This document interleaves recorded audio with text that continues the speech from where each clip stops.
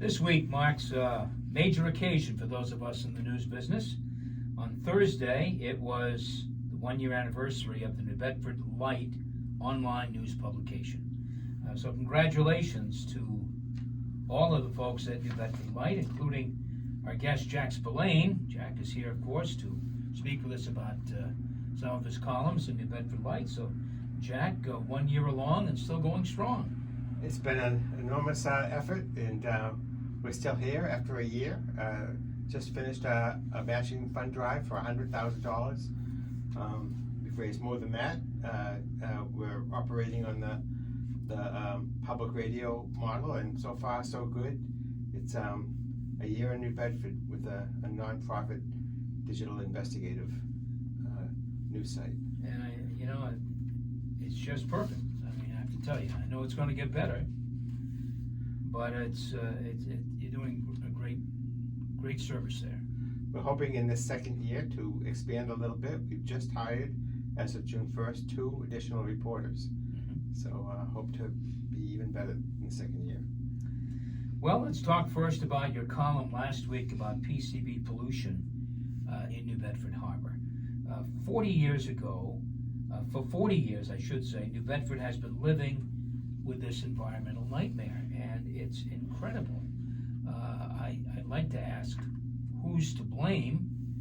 I think in many ways all of us are to blame, but how do you view this? Who is to blame? I'm sure the polluters are near the top of the list. Yeah, I think it's one of those questions where it answers itself that we are all to blame. It's actually 70 years since Mayor Leo Carney, and I'm drawing a blank on the Basil Brewer, the former publisher of the Standard Times, went out and recruited Aerovox to come to New Bedford. They were an electronic capacitor manufacturer in the early days of television. That was the thing to do. They had a plant in Brooklyn that they lured to New Bedford. They had some labor problems in Brooklyn. They didn't have those in New Bedford, but they promptly began to dump these PCBs, which were in a kind of a goop type material that was used to coat the capacitors and conduct the electricity. And they promptly began to dump them not only into the river, but at the Parker Street waste site, Sullivan's Ledge. A number of places. Sure. And you can say that they did not have the environmental awareness that we have nowadays. 1962, I think it was, that Rachel Carson wrote Silent Spring, which is usually marked as the beginning of the environmental movement.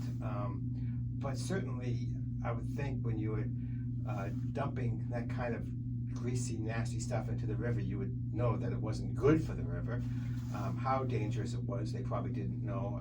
I think that it was a different philosophy, a different time. At that time, people thought, well, we have to ruin the river, it's worth the jobs. But people don't think that way now, because they know that these things cause cancer, or they've proven they've caused cancer in animals. They feel fairly certain that they cause it in humans. And they know better now, and it's cost $1 billion to clean it up between the companies and the federal government, which is the taxpayer. It has been, that was really part of my next question here, but a couple of weeks ago, the regional EPA director was in New Bedford and announcing that there was, I guess, $73 million available to finish, what he said was finish the cleanup. I'm not sure it's ever really going to be finished, but okay, let's take it at his word. Now the polluters kicked in $100 million, then $366 million, and this is another $73 million on top of that, and you're saying the total cost has been $1 billion over the 40 years. Over the 40 years. I mean, that's an incredible amount of money that could have been used perhaps for purposes, well, who knows, education, whatever. But when the EPA was created, it was a commitment by the federal government to clean up these sites, to do a better job. And so here we are, $1 billion poorer, but with hopefully a cleaner river. it's a breathtaking amount of money. About half of it was paid by Aerovox and Cornell Dubilier, the principal polluters, and some other companies. That had terrible effects on their private enterprise, Sure. and it's had terrible effects on the taxpayers and federal government having to clean it up. Even now, the river will be not exactly clean because the PCBs will be buried in what's called a CAD cell, Confined Aquatic Disposal Facility. It's the first time they've used that technology anywhere in the country. They hope it works, they think it will work, but some people are skeptical of it. As you said, a few years ago when Aerovox kicked in $366 million, they absolved themselves of any more responsibility. The federal government at that time said that they thought that would be enough to clean it up. Buzzards Bay Coalition expressed some skepticism that it would be, and it turns out that it wasn't enough. So now we have an additional $73 million that they say will be enough. I guess we'll have to see about that. Yeah. So dredging has been ongoing, and as you've mentioned, the PCBs will be put in these CAD cells that will be buried along the side of the river, I guess. Is that underneath water, but and underneath a layer of clean fill. Right. Also, I believe.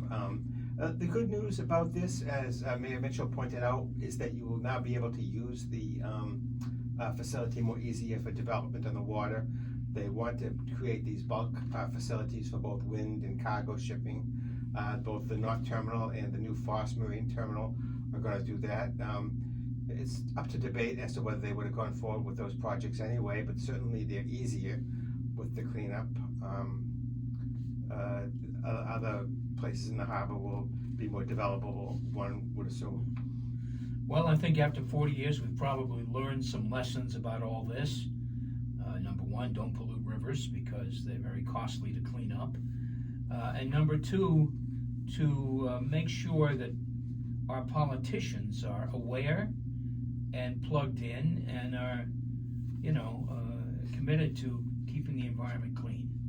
I came across a newspaper clip in a 1970s Standard Times article by an editor by the name of, let's see if I get this right, Franklin Roylance? Frank Roylance, yes. You may remember him. And he used a quote from a 17th century English poet who I'll forget, and basically it said, be careful what you do because the consequences of your actions will stay with you forever. And that's what we learned, I think, in the environmental movement.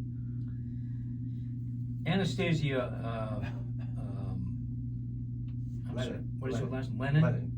Anastasia Lennon did a story recently about a woman named Adriana, the homeless grandmother, who was living out of her car. And this story was done, I'm sure, to highlight the housing issues in New Bedford. She sleeps in her car in parking lots. Her only income, apparently, is Social Security. She's 74 years old, and she's been living this way since April. It's almost unimaginable. What a sad, sad story for the United States of America. I think the hardest thing for me to swallow in that story was how she didn't want to even tell her own children because she didn't want to be a burden to them. She does have some income. She's able to buy herself food, and she has this car. But New Bedford rents have become so expensive that she can no longer afford an apartment. And as we all know, the waiting list to get into public housing is a years-long process. And I read the story. She had a couple of applications. So even if she filled out the applications that day, the wait for public housing. Now her case, I think, is an emergency. I don't know how long the wait would be, but clearly it's not readily available. Yeah, she's been living in her car since April.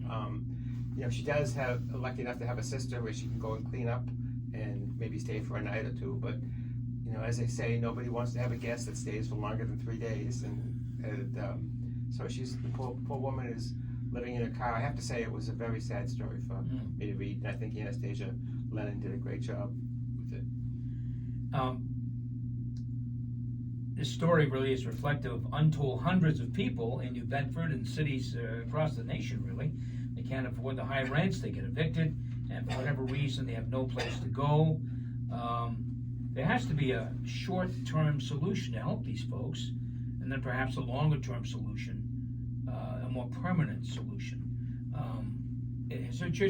Has her situation changed at all, Jack, since April? Anastasia would know that better than me. I know that the city currently has about 300 units of affordable housing that is set to be built, but it's a little bit of a weird economy right now. I don't know what the building materials cost or whether these projects are going to be financed soon. Beyond that, there is some pandemic relief money that the city has set aside to start. PACE is going to run a program to start trying to increase the number of units, but those are months, if not years, away to help someone like this poor woman. Now, you have to hope that some nice landlord who maybe can afford to rent to her for a reasonable price will see the story and someone will help her, but that's one person. Yeah. I know folks don't like to be a burden on their kids, but there may be a time when you have to seek some help. Yeah. It was a very sad story. And you're listening to Townsquare Sunday. I'm Jim Phililps. My guest, Jack Spillane, columnist for New Bedford Light, the one-year-old online news publication covering mainly the city of New Bedford. You can read Jack's columns at newbedfordlight.org. Another column this week tried to shed some light on why the city council has so far failed to adopt state health care law that other communities have adopted. I guess this column dropped today, Thursday. So what's the issue there? So, this is an issue where there's no easy answer, but my frustration was that the council didn't even want to look at the mayor's proposal to adopt this state law that would allow you to have an arbiter come in and arbitrate between the union's position and the administration's position when it comes to the cost of health care. As we know, in New Bedford, currently the city pays 75%, the employee pays 25%. It's going up for both of them astronomically. Anybody who lives in New Bedford knows the property taxes have gone up astronomically. Now, the unions will argue that they work hard, and the councilors will say that we want our employees to have the best health care available. But I think it's fair to point out that many people who work in the private sector who are paying these property taxes don't have Cadillac health plans. They have the best health plan that they or their company can afford. And so to not even be willing to discuss, to send it to Finance Committee and discuss, what are the pros and cons of this? Can we afford it? Can we give a little? Can the employees give a little? To have the numbers, if you believe the mayor's numbers, Fall River has saved quite a bit of money. Dartmouth, Acushnet, Fairhaven. Is New Bedford so much better off than all those communities that it doesn't have to try to save money this way? I found it very frustrating. And also, Councilor Markey and Councilor Pereira were the only ones to even give their reasons. They just wanted to kill it right there on the spot. Well, this is all about helping, they'll say, helping city employees control the insurance costs for city employees. And they don't want to leave it to a third party who may increase insurance premiums for employees. But that's a fair point, and I get that point. But the council is elected to represent both the city employees and the property taxpayers. So it seems like they're getting the city employees' point of view, but not the property taxpayers so much. So I don't know. I think it's an attempt to protect employees, protect their friends, protect people they know from having to pay more. Yeah. So your point is well taken. So some of the councilors raise money, including some of the ones that want to look at it, raise money from the unions. Some of them raise a lot of money from the unions. And I think it's also fair to point out that some of the councilors themselves get this health insurance. And so, I talked to some of the city's finance people, and they pointed out that people getting health insurance are at all different stages of their lives. And so someone who's older, who has medical issues, may want to get that Cadillac plan, but someone who's younger may not need to get that. And there are different things that might be available to save money, but they don't want to discuss it, apparently. Yeah. Well, it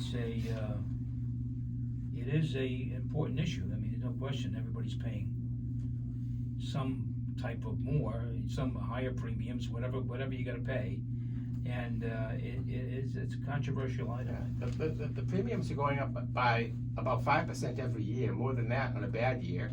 That's for the employees, and property taxes in New Bedford for the average single-family home have gone up $1,300 in the last 10 years. How's the art fair going? The art fair is just a wonderful enterprise. We're going to have our first one in person this Saturday. It's part of our first year anniversary celebrations. So this was, as I've said before, was an idea based on the New Bedford Fine Arts Club, and there are so many artists in New Bedford, but sometimes they have a hard time selling their works. And so this is a thing where you can go see the works. It's going to be at DOCO this Saturday. And if you like the work, the artist says how much he would like to sell or she would like to sell it for. Maybe you make them a counter offer and you arrive at a price. Sure. It's a fun event. So are the bosses taking you out for a bash, anniversary bash? The bosses are having a bash for us. We're having an in-house bash on Saturday, and then we're going to have a big celebration inviting the community in on the 23rd at the Black Whale. Okay. So this is we really are fortunate that we had some wonderful donors this past year, including Irwin Jacobs and Jim Ottaway, who used to own the Standard Times years and years ago. And so we hope to be even more successful next year. It's been a great start, Jack, for sure. Great for the community, and it's wish you the best. And we appreciate all the publicity WBSM has helped us get this year. Well, you guys are taking on a big role, and we want to recognize that, and certainly use your expertise as well. You're helping us too. So congratulations on the 1-year anniversary. My guest has been Jack Spillane, columnist for New Bedford Light. You can read Jack's columns at newbedfordlight.org. And thanks for coming in, Jack. Thanks for having me, Jim. Stay with us. Townsquare Sunday. We'll be right back.